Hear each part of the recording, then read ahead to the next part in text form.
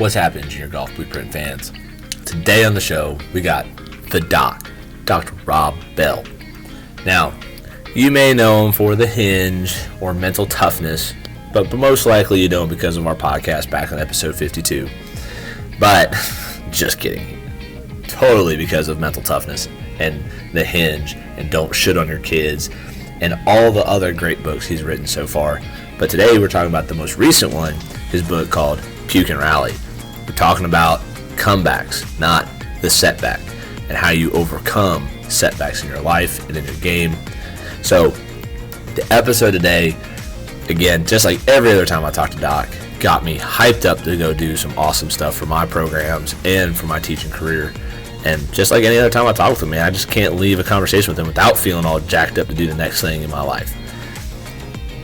Those of you that know me know that Coach Will, who's an associate of his, has been a longtime friend and helping hand for me to get my junior golfers better at their games. He's an associate of Rob Bell. Both of them together work with all kinds of athletes, Olympic athletes, NFL combine athletes. Coach Will's case, ultimate frisbee, but yeah, whatever. I'm just playing Will.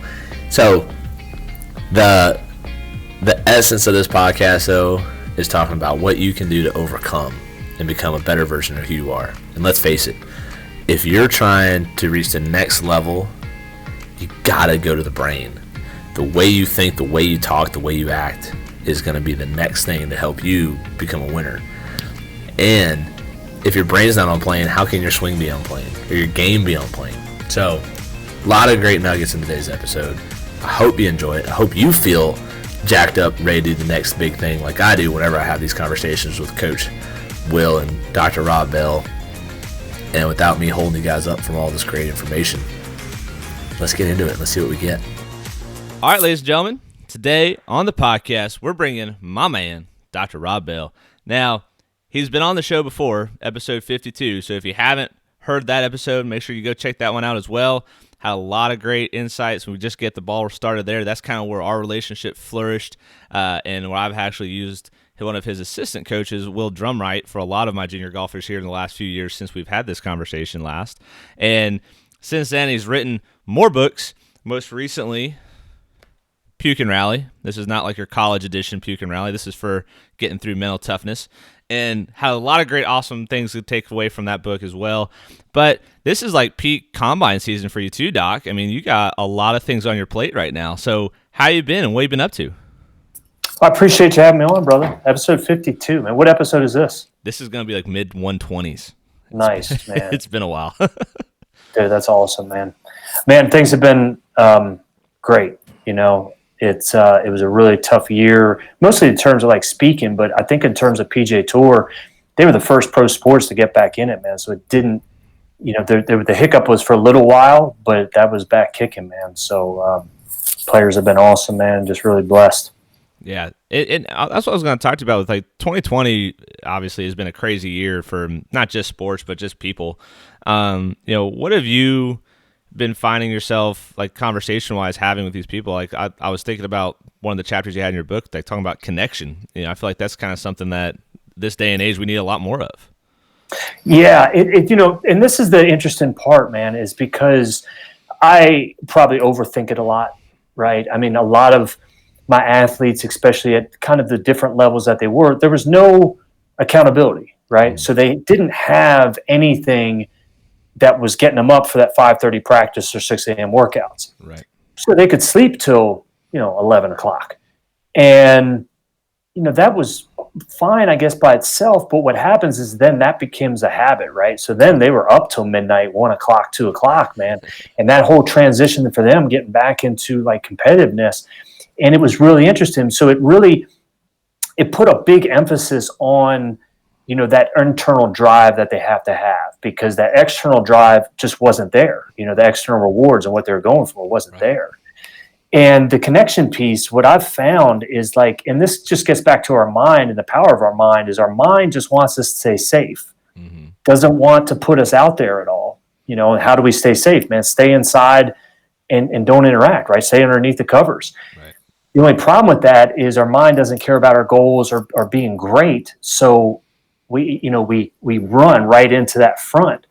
And the part that I'm seeing now as well, man, it's like even when we head out, we already have kind of our guard up in terms of, being able to interact with people, and is it safe or is it not safe? So that just takes us on a whole higher level. Right. And it is the connection, is the relationships that we have, man, are just more important now than ever.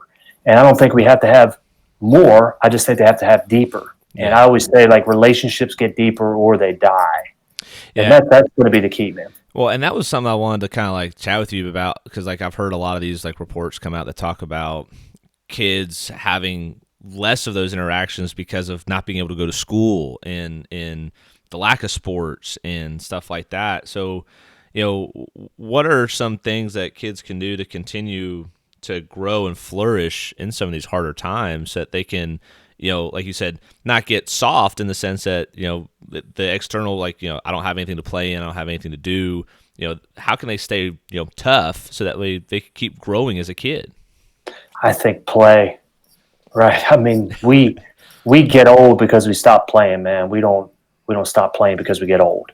Right. And I think that play and that creativity, that was why golf was so fantastic, man. It was just because that was a sport that was able to, stay consistent throughout. I mean, we had basketball rims removed from playgrounds, to keep people from playing, right? We had yellow tape up around, playground equipment and stuff like that. So it's like we had to get creative in terms of how do we play.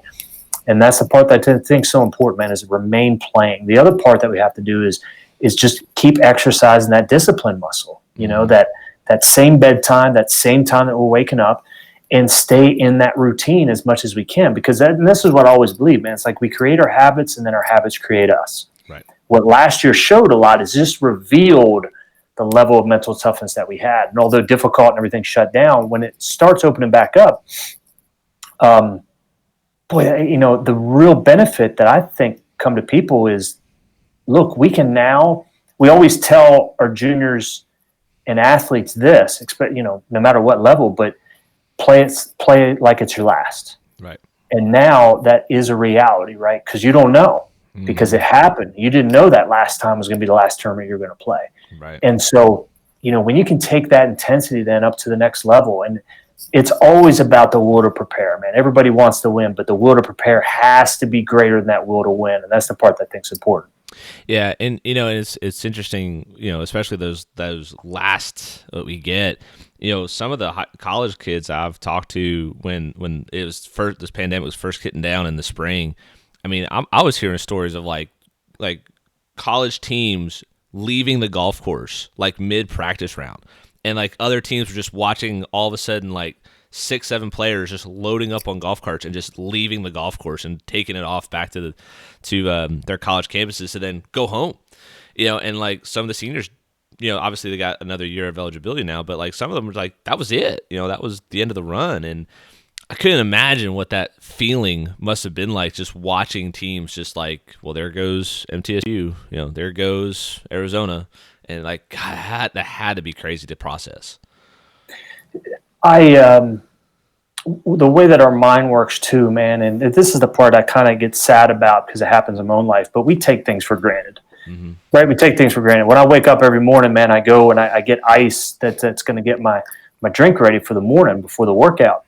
And I take that ice for granted that it's going to be there. And that, hopefully we get a dose of the perspective and gratitude that, man, at least we're able to play, at least we're able to compete, because reality is we are going to come back, and what's that going to look like? Because I hope then that we're not taking these small things in for granted. Yeah. Well, and that's a lot of the conversations I had with some of those kids was like, it's like, hey, look, be grateful that you got an extra year eligibility. Go get another major, get a master's, whatever, and get through that next year of school and take advantage of that. But talking about kind of like part of the journey in with sports in itself, and in that regard is like, I want to talk about how sometimes like you could put a lot of work in and you may not get the external result like you were talking about earlier, right? I mean, you might have worked your butt off, and then in golf especially, some dude just had it all that day and shot 62, and that was the end of it. You know what I mean? So how how can we as golfers and, even as people just in general, right? I mean, sometimes you're going to work your tail off and you don't get the deal. It's just part of the gig. So what are some tips and tricks you have for people to kind of cope with that? So I love this one, and I kind of use it a lot now, but it's like golf pays us back when it wants to pay us back. Right. Not when we want to pay it back. So the sequential, and that's why golf is so fascinating, right? The sequential way that life works, man, is if you put in A plus B, you're going to get C. You're going to get the result.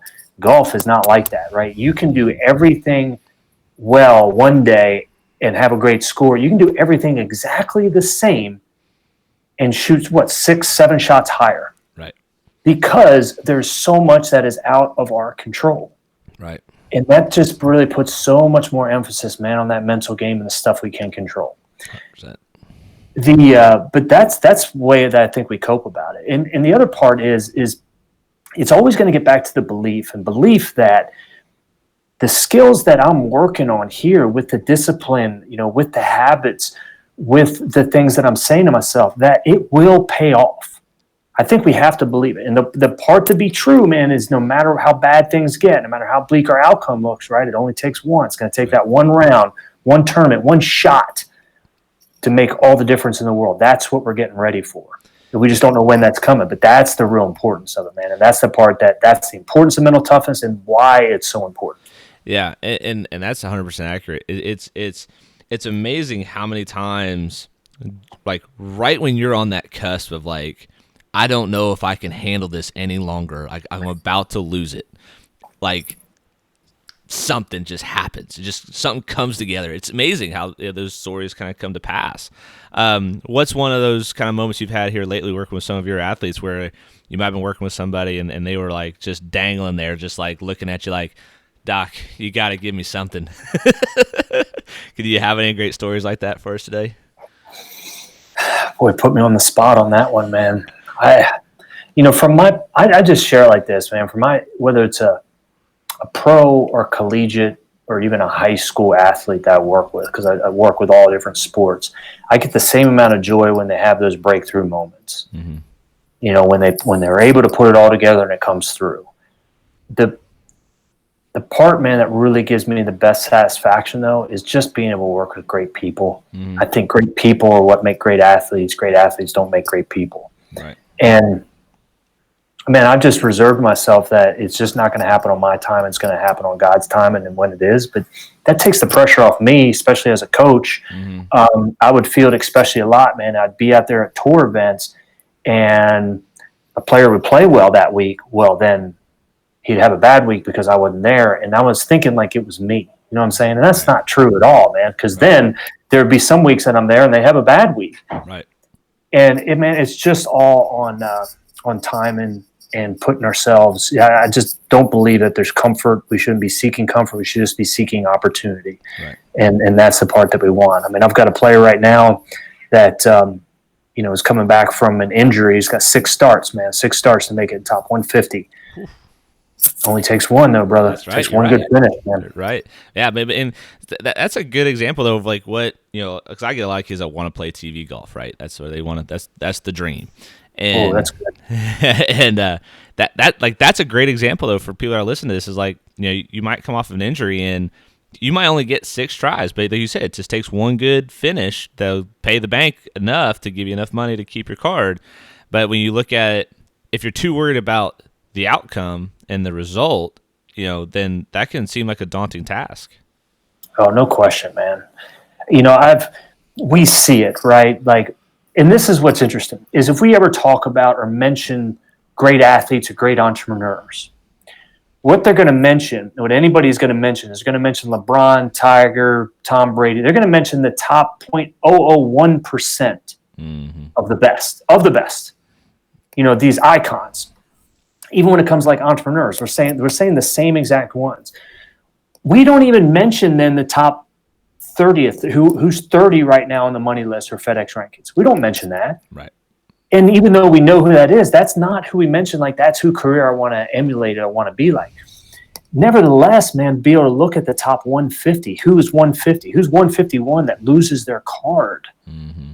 And we have to go into it I think with that vision about what it is that we want, and that's fantastic, has to drive it. But it's really got to get back into, man, what are the things that I'm going to be able to give to the game of golf, because golf is then going to be paying me back, through the relationships, through business. And that's what I really think is the big piece, man, is the relationships that golf can provide. There's no other sport that does that. And I think that's the real benefit of it, man. Oh, 100%. And it was fun for me before I left Vanderbilt Legends. I had all the Vandy men's and women's teams there playing and watching these, kids go off to go play their college, professional careers. And, I had the chats with John Augustine and Will Gordon and Patrick Martin and Theo Humphreys and all these cats that were out there. And the thing that always amazed me about them is that, when they go to practice on their own, they were always kind of there on their own after practice, before practice, whatever. But they were always very generous with letting me pick their brain. It was never a problem for me to sit in.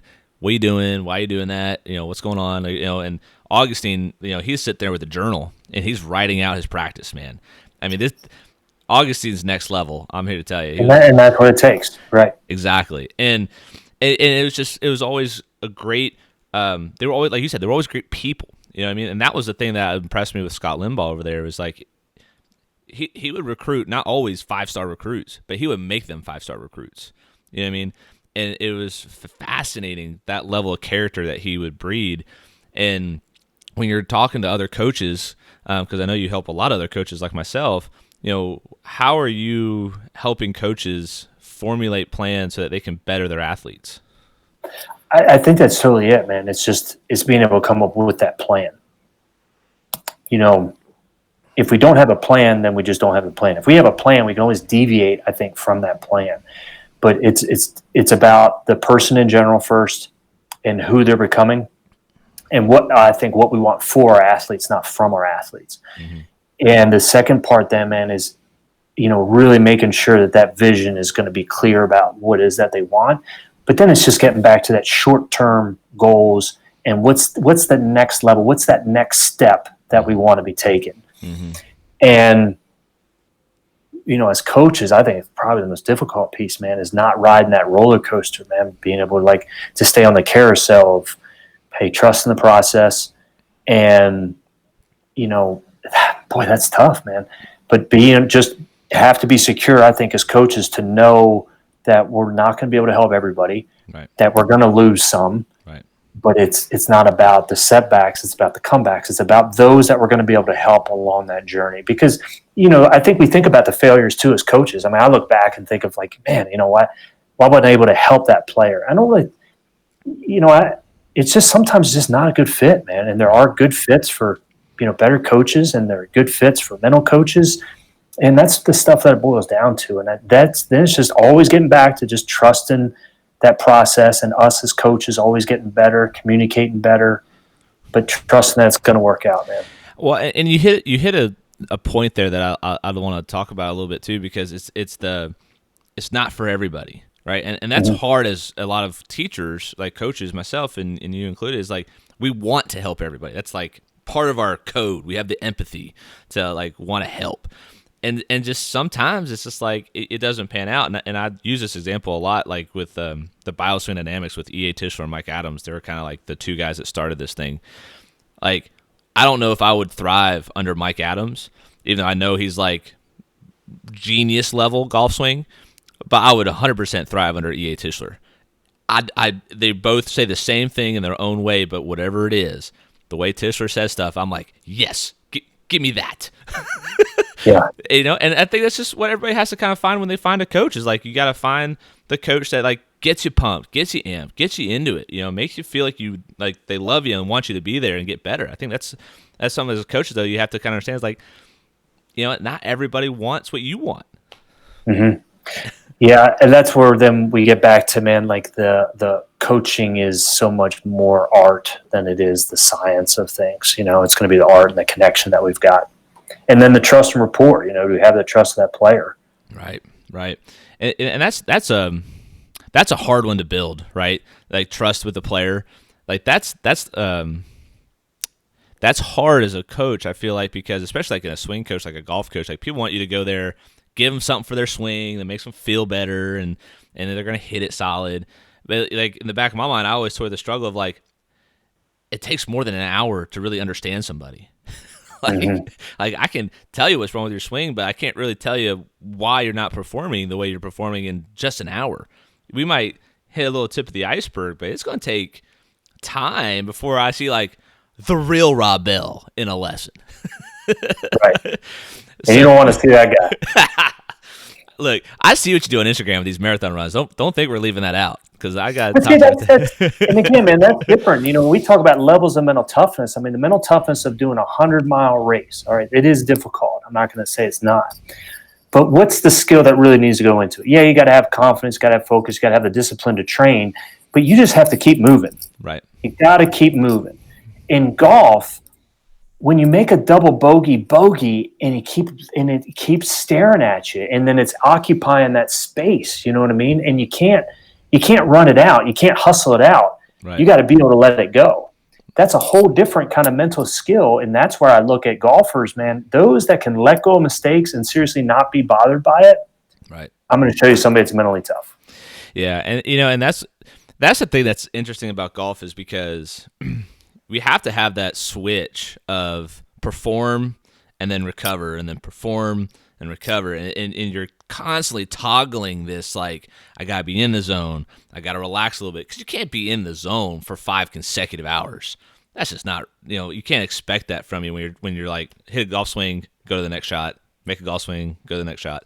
So when it comes to like toggling that switch of now it's time to perform, now it's time to do a post-shot, you know, routine, pre-shot routine, how do you help your players find that process for them? I think we got to look at it like a dimmer switch. You know, the dimmer switch instead of an off-on switch. Try kicking the off-on switch, you know, goes from light to dark. But the dimmer switch, it's slowly being geared up into, you know, when does the conversation stop, like in between, and when does like my routine start? When do I kind of get dialed in? What's that last piece, you know, behind the ball? And where are the glitches in the matrix if that does happen? Right. And then afterwards, man, yeah, there's got to be, I think, you know, you kind of have stages in terms of if it's going to be a bad shot, you know, how are we going to be able to recover from that one and let it go? The post shot, and what I see and what I'm always amazed at, is the ability for a golfer to refocus. What that does is that reveals the level of confidence that they have in themselves. Right. Focus is how we build our confidence, but the level of refocus reveals our level of confidence. Because if we can't let it go, what it's really getting back to, what it's saying is I need everything to go my way in order for me to be successful. Right. Right. You know, I need to have these good breaks, man, because I'm only going to have so many opportunities here at Birdie. And if I miss one, then it's crushing. Mm-hmm. Well, out there, man, well, depending on the level too, right? They stay relaxed because they know I'm going to have another opportunity coming up. Right. And that we're not going to convert everyone, no matter how great that we get. But it's about that next one, but it's just getting back to that level of confidence. Well, and I think, you know, what you said there really kind of resonates with me with the refocus shows the actual level of confidence, because it's hard to play good golf when you don't have it. And you're not always going to have it. And to me, like when I look at kids and I'm coaching kids, the junior golfer that can show me I'm going to grind out a 78 into a 74, right? Even though I don't have it today, like that's the kid I'm like, he's going to college. He might go past college. And in this day and age, right, you know, and now especially, it's tougher to see that, because it's so easy to like, it doesn't work, throw it away, buy a new one. And you can't do that on a golf course, you know. I mean, you can't just buy a new golf swing 7 holes in, you know. And so I think that's, you know, critical what you're just talking about, with that ability to kind of like let it go. Yeah.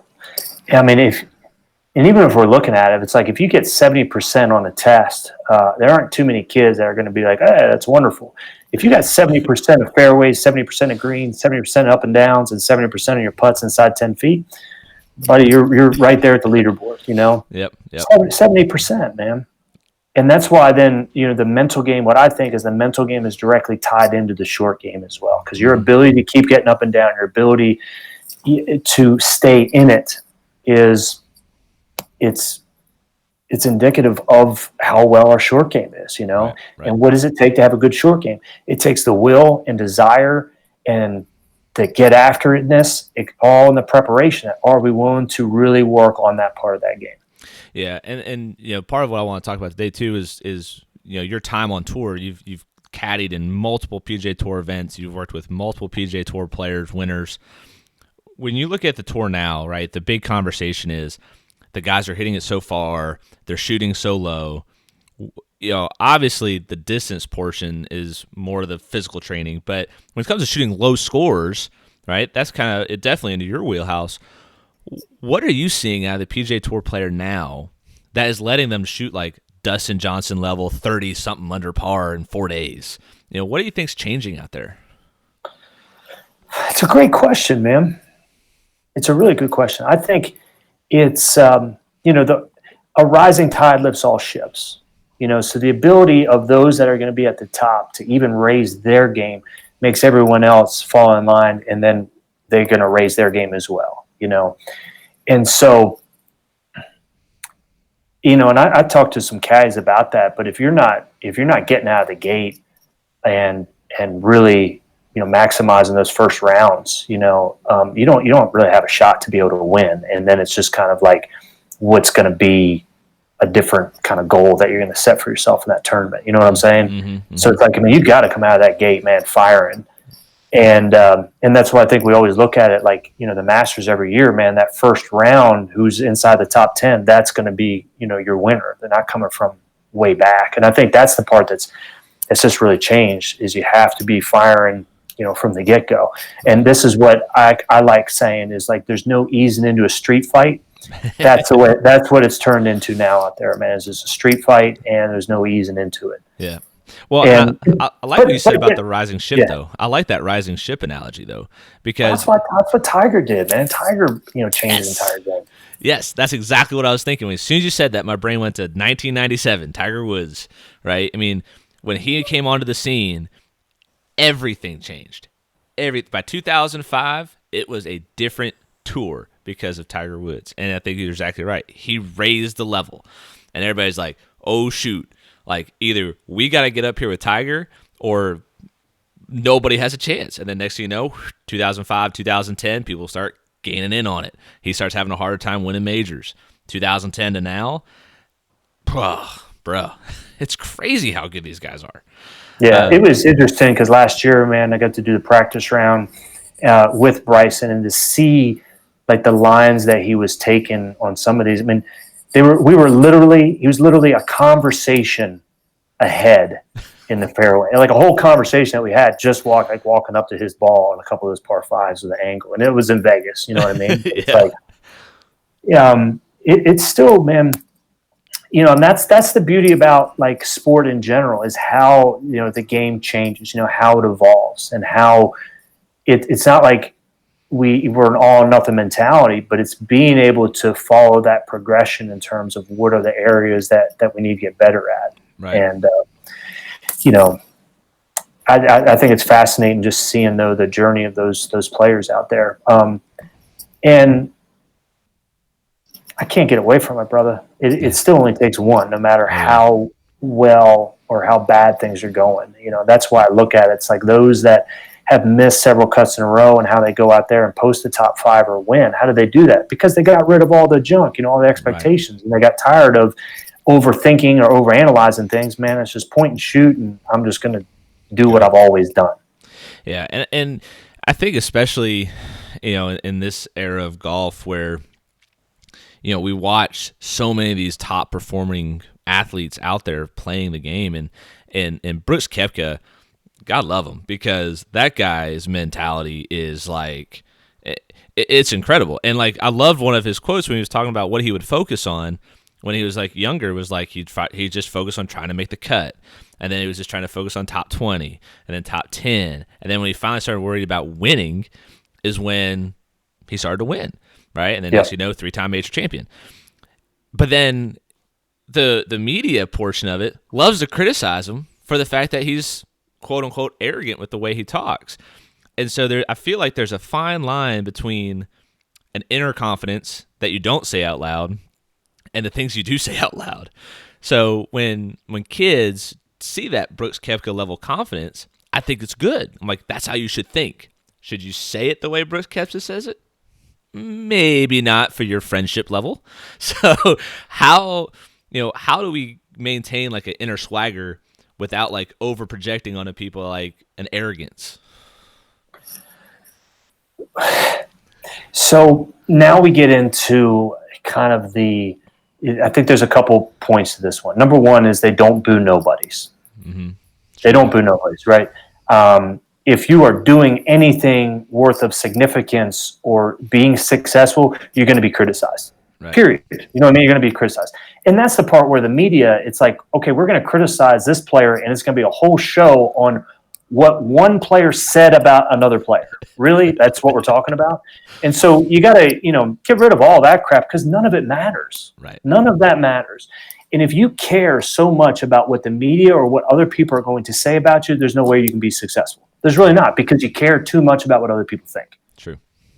And that's that one part. Then the other part, man, is just being a good person. Just be a good person, man. Focus on, who can you help? How can you, make the game better? Are there little kids that you're going to be able to help because they're looking up to you as well? Right.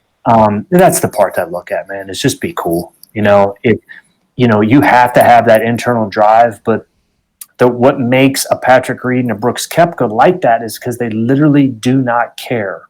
Mm-hmm. They really don't care. It doesn't register in their brain about what other people think. Right. Then you look at, well, what's another avenue that you do it? You know what I mean? Well, look at Webb Simpson. Webb Simpson is not going out there saying, man, I'm the best player in the world, but he believes it internally. Right. So it's where does that foundation of confidence then come from?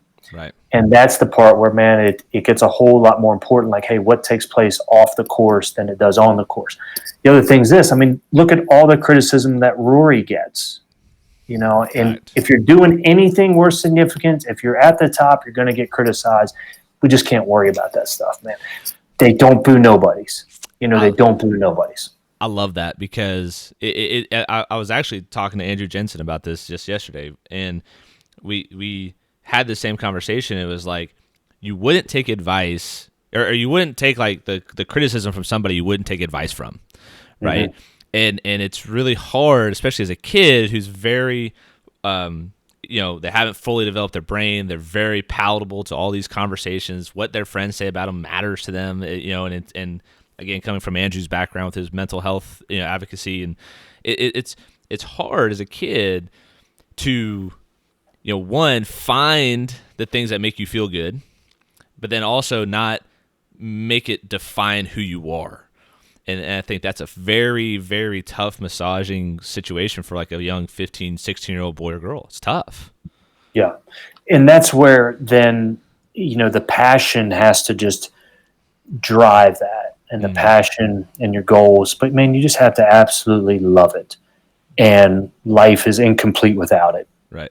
A lot of people might look at that as like being unhealthy, man. But, man, it's play. It's pursuing your passion. It's how good can you get in these areas, and then to be able to, like, what Augustine does, man, to be able to chart that stuff and look at it and dissect it and say, man, and I never look at anybody who reaches those levels of success without having some sort of level of obsession with it. Oh yeah. And from the outsider, it might look unhealthy, but man, if you love doing it, it's like with Wayne Gretzky, and this is what I always get back to with parents, is his dad never ever told him that he had to practice. Mm-hmm. That was him, man. That was all him. Right. And that's what drives him to that next level stuff. And back to that original point, man, I think what happens is we judge everybody else's life by their highlight reel. When we judge ourselves by the behind the scenes. Mm-hmm. And that's what's difficult, man. It's like, we see everybody having success and being happy, and we're judging ourselves like, why am I like this? Why am I inadequate? Well, that's how we're judging ourselves, by everyone else's highlight reel, and that's all it is, man. Right. And it serves up then for criticism. If you're going to do anything great, you got to realize that you're going to be criticized for it. That part's okay. Right.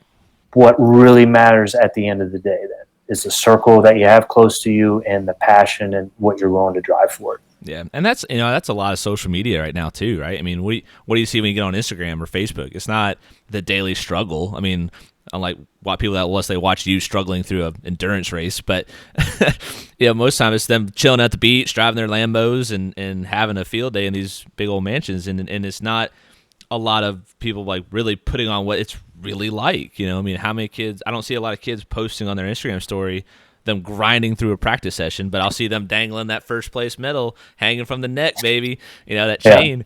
And so I think, or they're gonna show that 300-yard drive, but they're not going to show the couple that were right and left, and they're only showing that great shot, or the chunk chili chip afterwards. But I think it's right. It's hard. It's hard to see past like what everybody else is just showcasing, and sometimes it's hard, especially as a kid, because you get a little envious of like when you see somebody else out there doing something you wish you were doing, right? Maybe they qualified for the Tennessee Junior Cup and you didn't, right? And it kind of irks you.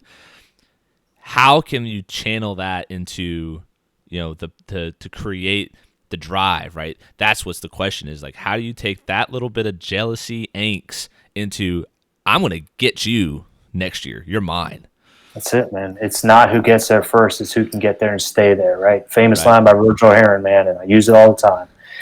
If we watch The Last Dance on the documentary, you could see how every instance, every slight that Jordan took personally and then used that to like his drive and his advantage. Right. And we've got to that's all external stuff, and it's fine.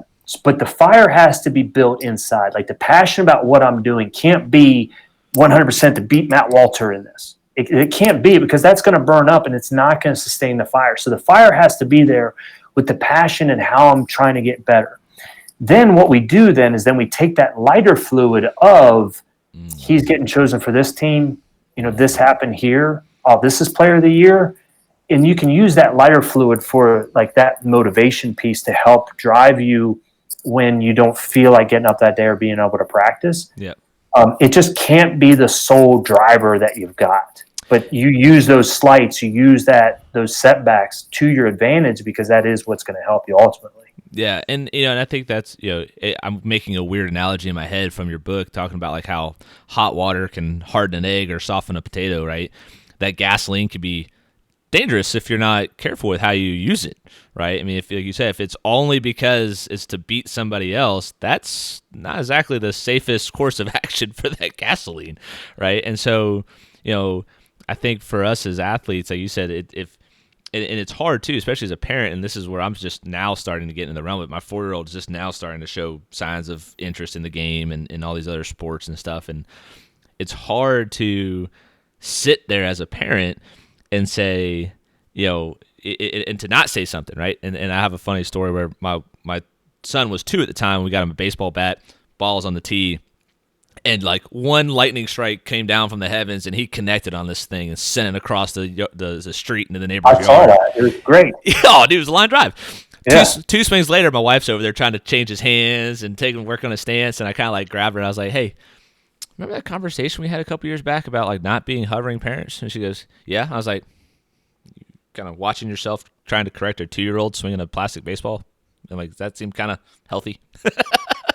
And and so the thing I want to remind parents to do is like you said, is like if your kid really wants it, it shouldn't have to come from the top down of you telling them that this is what they have to do if they really want it. You should be there for the days that they may not want to get up, but they need to get up, right? Or they might need that extra push to get through the homework that night, and they want to like procrastinate on the homework because they're so tired and like just whatever. And so for the parents out there listening, what advice do you have for them that can help fuel that fire as well, but also not be that hover parent? And there's obviously a very fine line there. Yeah, I think it's conversations. I think it's the open discussions that we have to have. And we've got to be willing to get the answers to it, right? Like, what is it that you want for this year? I think it's always a great conversation to have in the preseason. What is it that you want from this year? Like, what is it that you want to achieve? How can I help? Mm-hmm. Is there something you want me to stop doing? Like, am I adding pressure to you by, keeping score or going over stats with you? Having that open conversation. And then as parents, what we hit them with is, do you want me to hold you accountable? Right. Like, honestly, do you want me to hold you accountable for, the practice that you say that you want to do and how you want to get? Because if not, Like if it's just friends and it's just fun and you just enjoy doing it, that's great. And you have to then as parents be willing to reserve yourself to that, right? Because you can't want it more than them. Right. And it's tough to be driven when you're being driven. Mm-hmm. Mm-hmm. But if they do say, yes, I want you to hold me accountable for this practice, and this is what I agree to, then what happens is we kind of set that precedent. Mm-hmm. And you set that precedent where then you can go back to as a parent and say, wait a second, like we had this conversation. Was I incorrect on that? Because you said you wanted me to hold you accountable. All you're doing is getting back to the precedent, and we're not nagging, begging, and pleading for them to do what we know it takes. Right. And the precedent that we set is going to trump the instructions that we give. 100%. I need to add this part too, and this is what I think is so important, is that we don't allow the sport to get in the way of the relationship between our kids. The relationship between our kids has to be more important than the sport and than what they do, period. And that's where we got to look at it, because so much then starts revolving around that sport that we end up all the conversations around the sport and what they're doing around the sport, and it's taking place of, hey man, just the relationship. Right. Well, and I think that's like it's hard for like golf parents, I think, because like a lot of parents play golf poorly. And so, it's hard for them to stay out of it a little bit in that sense. And my wife, like I said, my wife and I have had a lot of these conversations from where we ran a tour for a while, and it's like we both know what it takes to get there. She played Division I college golf, didn't start till she was 15, right? She's the athlete, not me. I ended up going to Mississippi State doing my thing. I'm now a teaching pro, right? We know what it takes.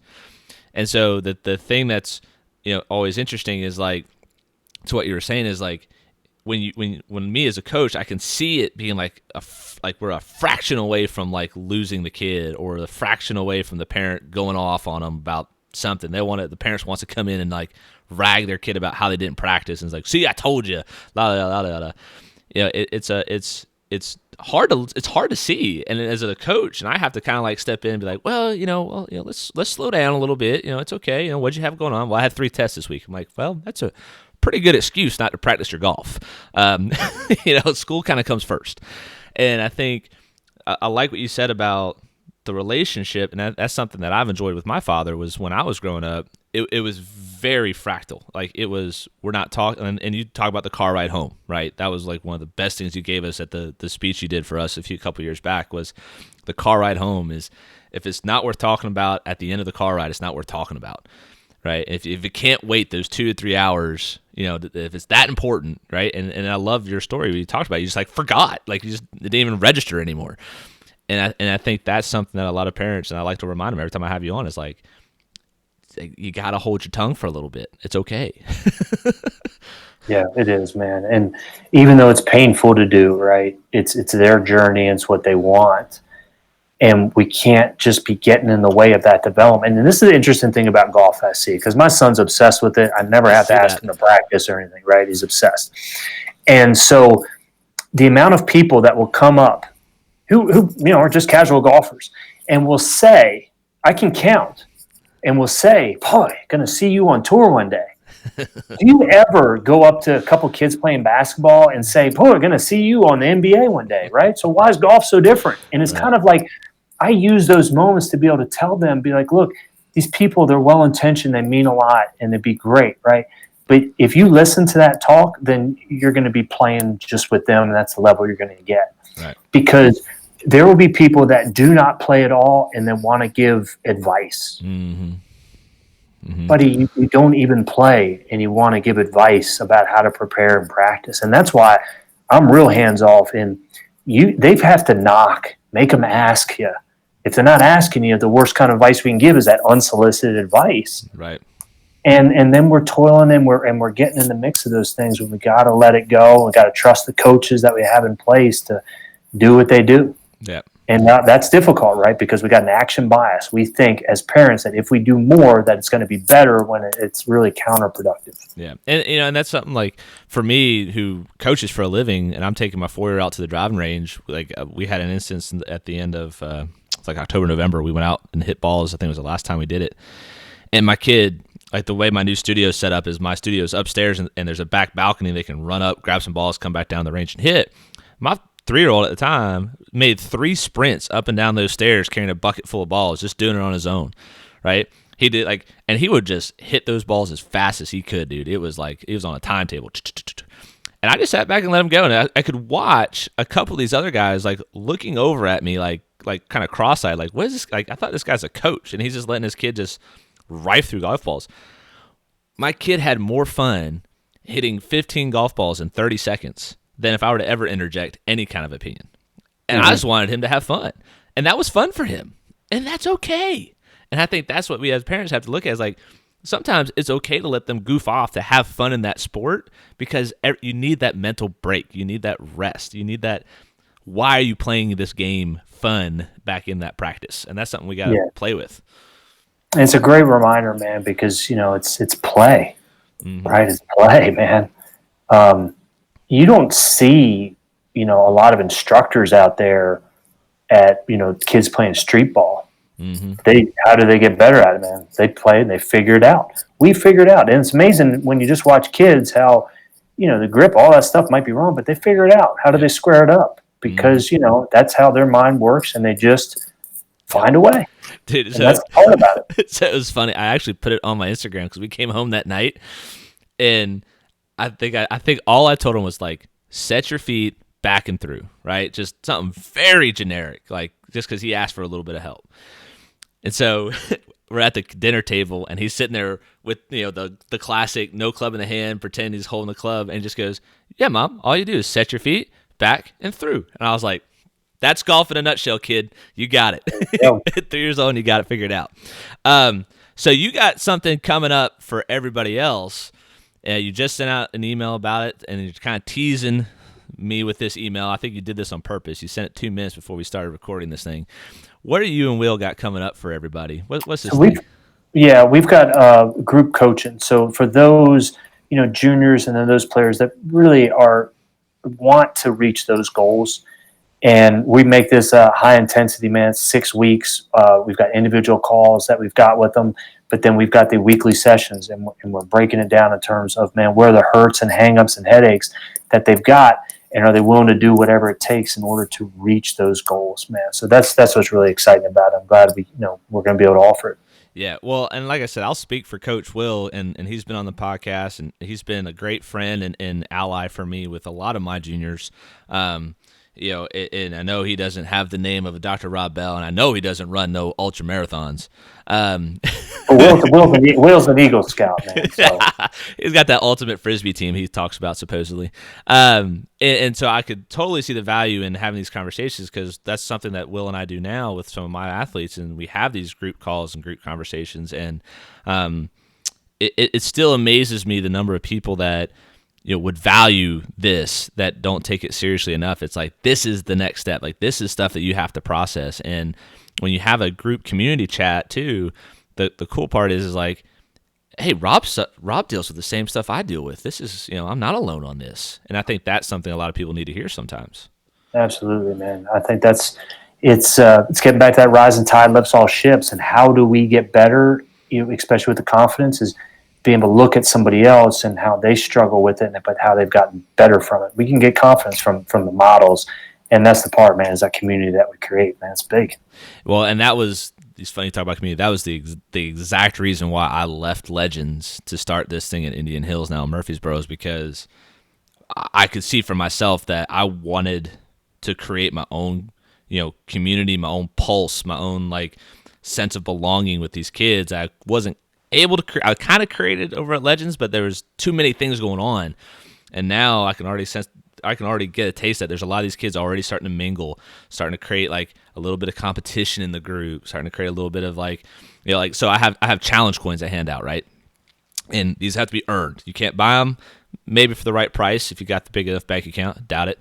But these coins have to be earned, right? And so one of the kids that's in my program this year was in it last year, and he earned one of the coins from last year, right? So we go out, and our first play day was this past Saturday. We have our first play day, and that kid pulled out a big, power move and used that challenge coin to mark his ball all over that golf course. And I was like, I want you to know you're the only kid here right now with a challenge coin in your pocket. That's a big flex. I like it. That's right, man. And then, another kid's going to look at that and be like, I want that. 100%. Well, we want to do what it takes, man. 100%. Well, Doc, what are some of the best ways for people to reach out to you, find you, and obviously you got a bunch of books. Gosh, I couldn't even list them all off, but I mean, a lot of the great ones like Hinge, Don't Shit on Your Kids, Puke and Rally. I could go on and on. Well, how can we get in touch with you? Yeah, thanks, man. Yeah, Puke and Rally, it's not about the setback, it's about the comeback. Anyway, you can go to pukeandrallybook.com. My website is just drrobbell.com, man, DRROBBELL, and then Instagram, Twitter. I'm mostly on that all the time, man. So I appreciate you having me, buddy. Hey, thank you, Doc. And hey, be safe down there traveling and working with all your athletes. I know it's a crazy time right now, but you're awesome, and I can't wait to see what you got coming out next for us. Thanks, brother.